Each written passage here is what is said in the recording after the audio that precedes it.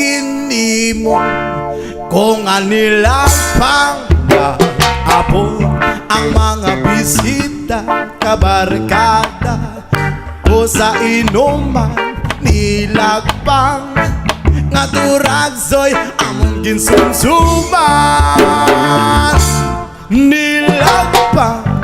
ko nga turagsoy sa sabaw nagalangoy-langoy ginlaktan pagit sang ginamos pinamalhas gid kami sang higo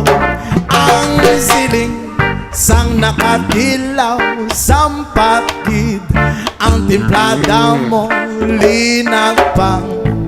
nga turagsoy kanabit gid bro. Pagkatapos namo sang kaon linagpang kung nagbati may nagadihal may nagasiyop-siyop kay ang bibig tama gid kahati may nagatulo ang luha nga wala naman sing kasubo tungod sa turagsoy nga akong linagpang tama gid kakahang linagpang